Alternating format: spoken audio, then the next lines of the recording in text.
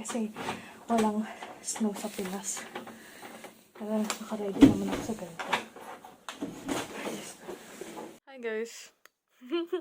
Nakapag-ayos na ako. I think it is 5:42 na. Kanina pa ako nakauwi. I don't know what to do. Actually, you know what? Ililista ko na lang sa phone ko mamaya. Gagawin ko. Pero, look at the mess of my room. Ay. Yan. Yan.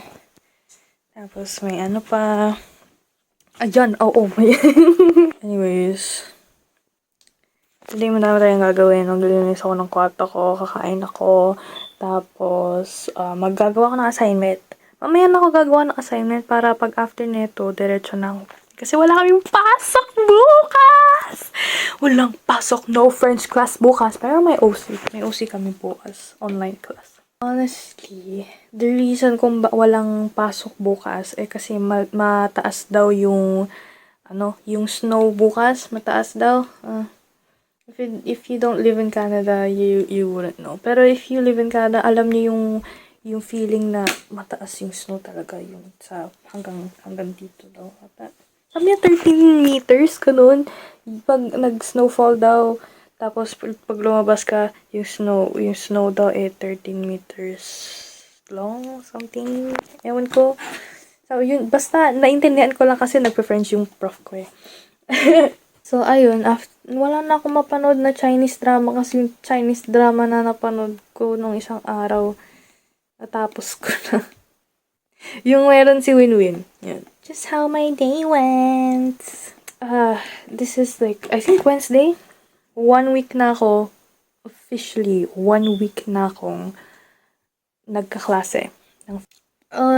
Ma-experience ko naman ang aking, French class, online French class, bukas. Kinakabahan ako. Kinakabahan talaga ako. Kasi hindi ko pa na-try mag-French class online in a few years. Tagal ko lang hindi nag-online class, no? Parang, pandemic ulit, gano'n.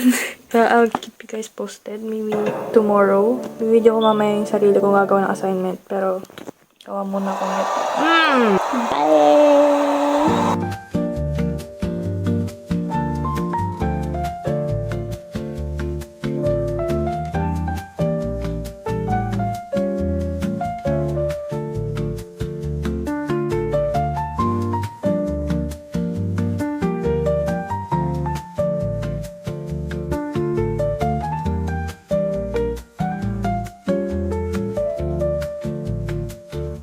Honestly, so fucking tired. Inaantok na ako. Kakaupo ko dito. Hindi pa ako nakain. Inaantok na ako. But I need to fight kasi still a few more clothes. Pray for my ass. Pray for my ass. Okay. Sana bago mag-10, gising pa ako kasi kailangan ko pang gawin yung assignment ko. So, good luck to me. Ba't naman kasi ako nagising ng 4 a.m.? Tanga-tanga. Online class is canceled. We're gonna do Wattpad today. Hey, hi! Nilalamig kami. Hindi naman. Ako nilalamig ko yung pa ako nilalamig. Tingnan natin yung ano sa labas. Try ko, Mes. Lumabas. Ay mo. Nakita ko. Oh! Oh my God! Mami! Ang taas mo. Ang lamig. Te, ang lamig. Oh! Ang lamig! Ba't ang lamig? Oh, lamig. Nandiyan ka na eh. Wait lang. Oh! Can you see it? Oh my God! Oh my God! Oh my God! Oh my God! Can you see that? That's like the literal floor. Oh my God! Oh my God! Kaya pala walang pasok. Okay. Ay, never mind. Lamig. Woo! Woo! Ang tsura sa labas. Ang lamig! Ay, tsura marami na. Ang dami na! Nag-snow pa rin? Nag-snow pa rin. For sure, walang pasok bukas na. For sure yan. Bukas yun. Pilitin natin yan! Papakita ko sa inyo yung kwarto ko. Let me show you my kwarto. Diba? Ito yung Ito yung window. Look at that, look at that. Oh, oh, oh, oh, oh.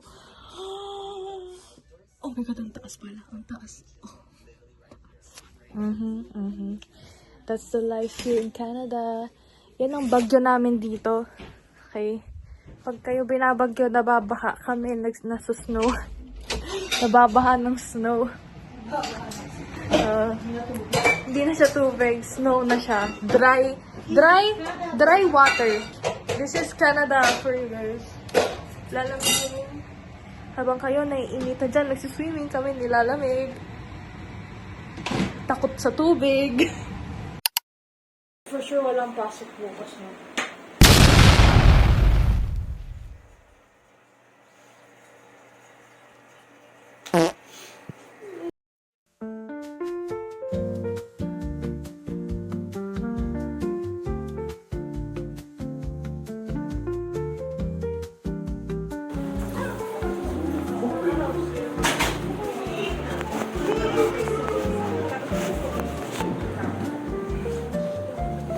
Last day.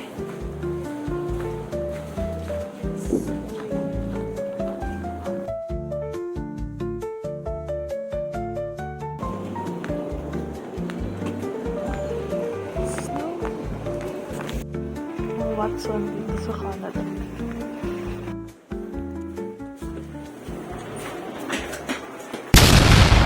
Hindi ko nabili yung pang-dye ko ng hair kasi hindi na ata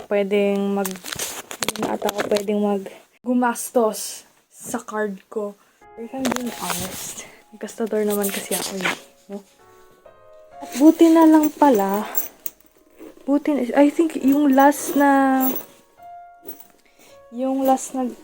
ginastos ko was yung folder ko sa, look at that. It's $4. So, buti na lang yun yung inuna ko.